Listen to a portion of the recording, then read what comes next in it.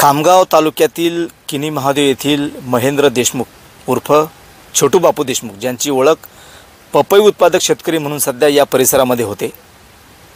महेंद्र देशमुख यांनी आपल्या शेतामध्ये गेल्या 8 ते 10 वर्षापासून पपईचं उत्पादन घेत आहेत आणि लाखो रुपये ते या पपईच्या शेतामधून घेत आहेत। यावर्षीसुद्धा त्यांनी 8 एकर शेतामध्ये पपईची लागवड केलेली आहे।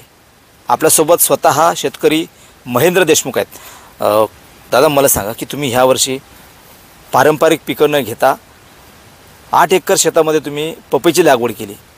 किती नेमका तुमचा या ठिकाणी खर्च झाला असेल? आता उत्पन्न तुम्हाला किती मिळेल?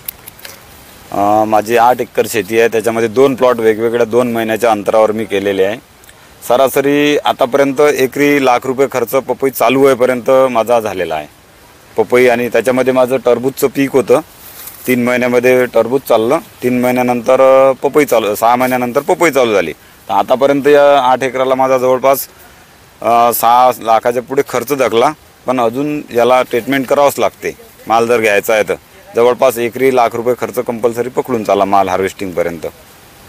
तर तुम्ही म्हटलं की 6 लाख जवळपास खर्च आला आता या 6 महिन्यापर्यंत।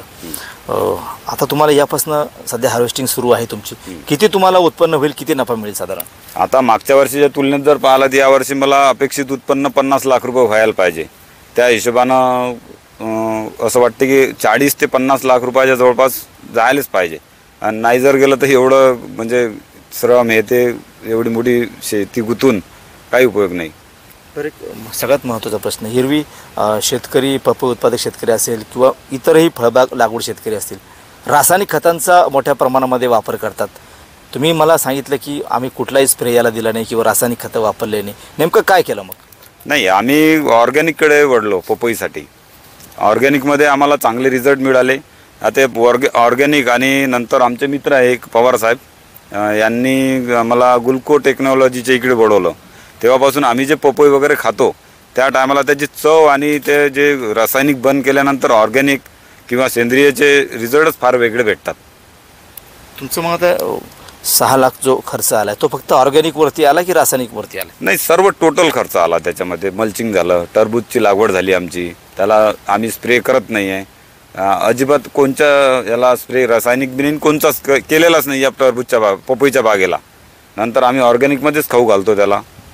आणि जे बी काही खतं बितं सोडायचे असले तर ते गुल्को टेक्नॉलॉजीमध्ये चालू केलं आम्ही यावर्षी। आमचे मित्र आहेत पवारसाहेब यांच्या अभ्यासानुसार आम्हाला पण चांगले रिझल्ट मिळाले त्याचे। आणि नंतर एक आम्ही गुजरातवरून स्मार्ट लाईफ कंपनीचं जे प्रोडक्ट वापरलं या पपई पिकासाठी ते फार वरदान ठरलं।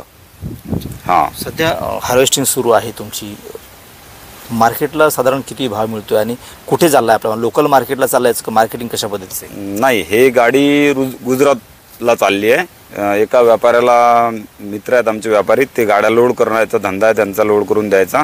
ते माझ्याजवळून इथून जागेवरून नेत आहेत। तर त्यांनी मला 18 रुपये दर दिला। जवळपास पिकअपनं माल काढता माझ्या शेतातून ते।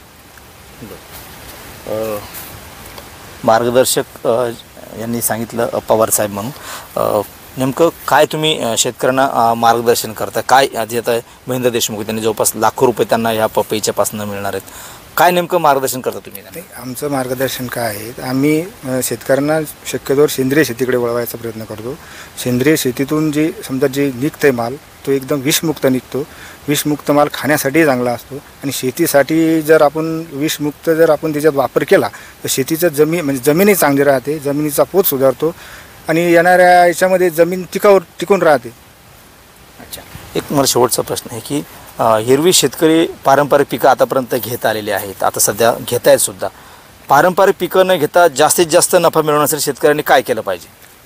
पारंपरिक शेतीमध्ये काही आता असे मार्केटचे भाव वगैरे खर्च पाणी वाढल्यामुळे काही असं शेतकऱ्याला पाहिजे असं काहीच उरत नाही आहे सर।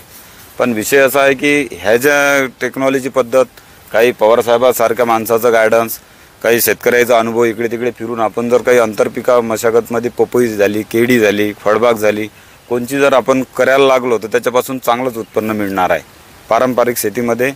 आता काही शिकलेले मुलं आहे, त्यांनी वडिलापासून जे शेती करत आहेत तेच करत आहेत। माझं त्यांना एकच सांगणं आहे की तुम्ही थोडं काहीतरी वेगळं करून बघा, केल्यानंतरच होईल, तसं आपोआप तर काही होणार नाही, करावं लागते त्याला। मी पपई लावली, माझ्या मागं माझं म्हणणं आहे की बा शेतकऱ्यांना लावा. लोक घरी विचार करतात, व्यापाऱ्यांना येत काही नाही, करावं लागेल. केल्यानंतर सर्व काही होऊन जाते व्यवस्थित. आमचं म्हणजे आत्मविश्वास आहे आम्हालाही. पण आम्ही पण पारंपरिकच शेती करत होतो, पण पारंपरिक शेतीसोबत आम्ही हे थोडं थोडं करून पाहिलं. आज आम्हाला याच्यामधून निगा नाही वाटत, असं मन रमून गेलेलं आहे त्याच्यामध्ये. पाण्याचं नियोजन कसं, कारण ही जमीन जी खडकाळ दिसते, एकदम टेकड्यावरती दिसते, पाण्याचं नियोजन कसं केलंय? पाणी आम्ही जवळपास एक शेत घेतलं 2 किलोमीटर अंतरावर, तिथून पाईपलाईनची व्यवस्था केली बोरवेलची. इथं 2 मोटरनं पाणी आणलं या शेतामध्ये आणि इथं आम्ही हे फळबागाई करतो.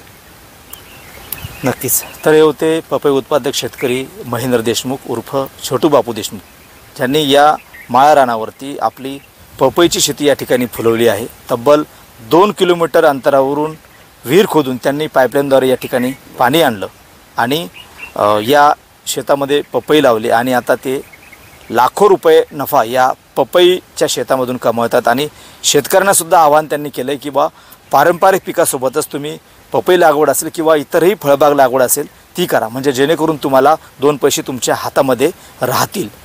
कॅमेरामन निलय देशमुखसह गणेश सोळंकी, TV9 मराठी, खामगाव, बुलढाणा.